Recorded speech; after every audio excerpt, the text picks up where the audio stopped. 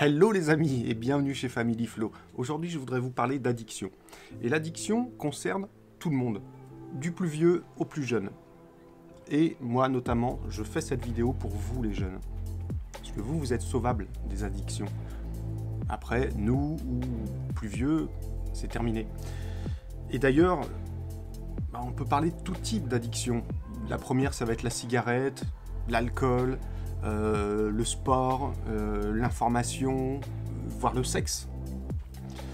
Et on pourrait même classer ces addictions en mode générationnel.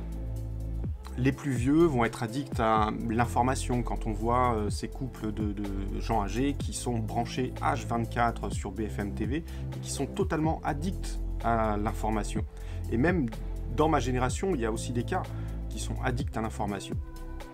Après, pour les plus âgés, ça va être le sudoku, ça va être la bouffe. Forcément, quand tu as la robinetterie qui fout le camp, il ne reste plus que la bouffe, quoi. Tu préfères une bonne tête de veau plutôt que de coucher avec maman. Après, il y a aussi, pour les gens âgés, la médicamentation, où ils sont totalement addicts à la médicamentation. Et du moment où on leur enlève ces petites pilules-là, ils sont complètement perdus. Après, pour ma génération, on va dire la génération moyenne, il y a l'addiction au travail, bien sûr, puisque la plupart des gens de mon âge passent le plus clair de leur temps au travail, et puis ils se sentent perdus sans ce travail, finalement. Il y a l'addiction au sport, pour aussi ma génération, l'addiction à la politique, et puis encore plein d'autres, bien sûr. Je ne vais pas toutes les passer en revue. Mais pour vous, les jeunes, qui démarrez votre vie, et qui êtes déjà addicts à certaines choses, notamment les jeux vidéo, et viens pas me dire le contraire, t'es addict aux jeux vidéo, ouais, parce que tu peux pas t'en passer, quoi. T'es obligé de revenir sans cesse, faire ta petite partie, parce que ça te détend, parce que ça te fait partir un peu, ça t'éloigne de tes problématiques quotidiennes. Il y a ça, il y a la télé, il y a la malbouffe pour vous les jeunes. Pourquoi vous êtes addicts à, je sais pas, sans citer de nom, mais au fast-food à la con, quoi. Et ce genre de bouffe qui vous font du mal, mais vraiment du mal, parce que c'est du poison, tout ça. Et puis, la sucrerie aussi, et ce genre de choses.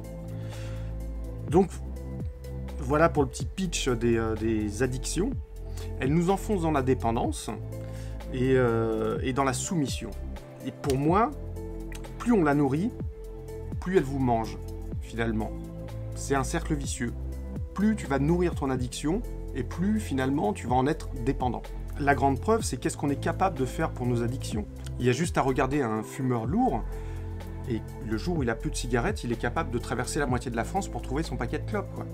Et donc là, ça devient quand même un peu flippant de voir à quel point on est capable de choses pour nos addictions.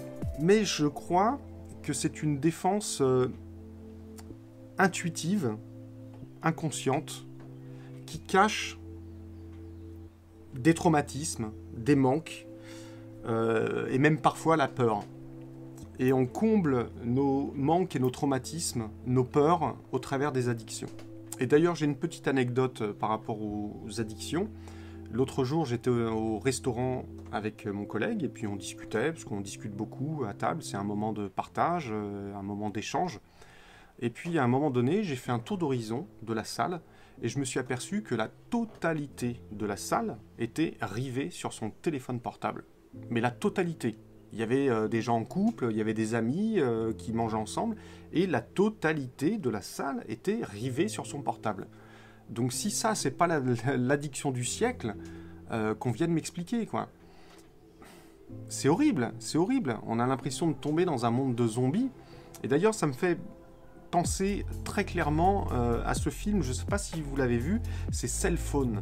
Donc en fait c'est une adaptation du roman de Stephen King qu'il a écrit en 2006. Et si vous n'avez pas vu ce film, allez le voir parce que c'est vraiment intéressant. Et d'ailleurs en 2006, j'imagine qu'il l'a écrit bien avant, donc il avait déjà cette clairvoyance de ce que pouvaient amener tous ces smartphones et cette connexion permanente avec le monde extérieur qui finalement tue le monde intérieur. Et donc pour la petite histoire du film, en fait, c'est au travers des téléphones portables, il y a une espèce de son qui te zombifie. Et donc, tu perds totalement ta notion de vie, et tu as l'impression dans ta tête de vivre, et finalement, à la fin du film, ils se retrouvent tous à tourner autour de l'antenne de réception là, de la téléphonie, et c'est vraiment flippant.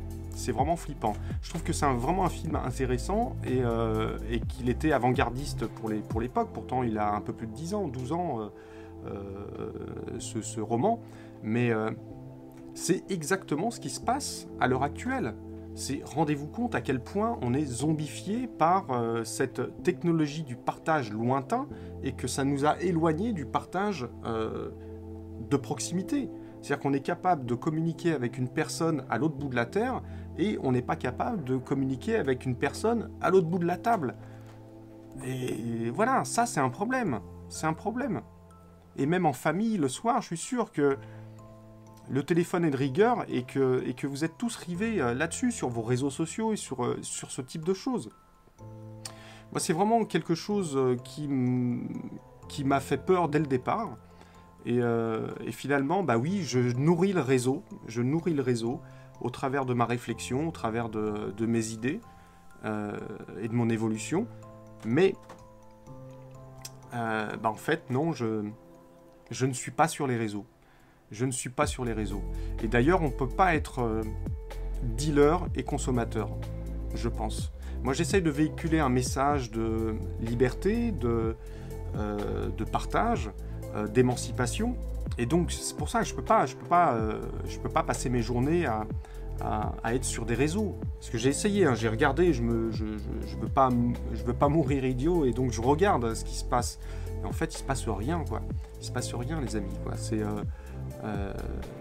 mis à part sur YouTube, où il y a des créateurs de contenu, c'est à chacun de faire ses choix sur sa nourriture, finalement, sur sa nourriture sociale, puisque c'est des réseaux sociaux, donc ça parle bien de sociabilité.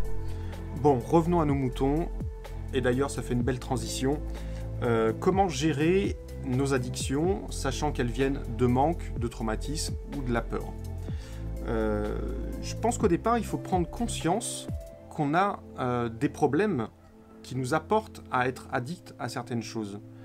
Et cette prise de conscience, elle se fait de façon très personnelle et très profonde, finalement. Il faut régler cette problématique en profondeur, justement, et aller au devant de ces problèmes et de ces traumatismes. Il y a forcément des choses qu'on a mal vécues, que ce soit à l'école quand on était petit, que ce soit peut-être au travers de l'éducation de nos parents. Après, bon, voilà, ça peut être plein de choses, et puis ça peut être beaucoup plus traumatisant que ce que j'expose là. Mais je pense qu'il faut aller chercher, gratter ces moments qui nous ont pas plu dans la vie, et y faire face. Et au lieu de soigner une addiction, comme quand tu veux t'arrêter de fumer, je vois pas l'intérêt de se coller un patch de nicotine, puisque tu t'enlèves une drogue de la bouche et puis tu te la rajoutes sur le bras. Non, je pense qu'il faut savoir pourquoi on fume, pourquoi ça nous rassure de fumer. C'est bien que derrière, il y a des choses qui nous manquent. Et donc d'ailleurs, je te conseille à toi, jeune, ne touche jamais à la cigarette, ne touche jamais à l'alcool. Déjà, tu auras un pas d'avance et tu vas pouvoir avancer beaucoup plus vite que les autres si tu ne touches jamais à ça. Et tu verras, c'est prouvable sur plein d'exemples. Les gens qui ne fument pas, qui ne boivent pas, ont une réactivité qui est beaucoup plus propice à la réalité que les gens qui sont addicts à ce genre de choses. Et puis pareil, lâche les jeux vidéo de temps en temps. Tu peux jouer, faire une petite partie de temps en temps, mais après y passer 3 heures, 4 heures, 5 heures dans la journée, c'est plus possible. Et rends-toi compte que en fait, c'est du temps qui t'est volé. T'as autre chose à foutre dans la vie que de passer ton temps devant des écrans. C'est fait d'autres choses, sors, regarde la vie, regarde la nature, regarde à quel point c'est merveilleux, et sois addict de la vraie vie. Ne te nourris pas de vie virtuelle. C'est surtout ça.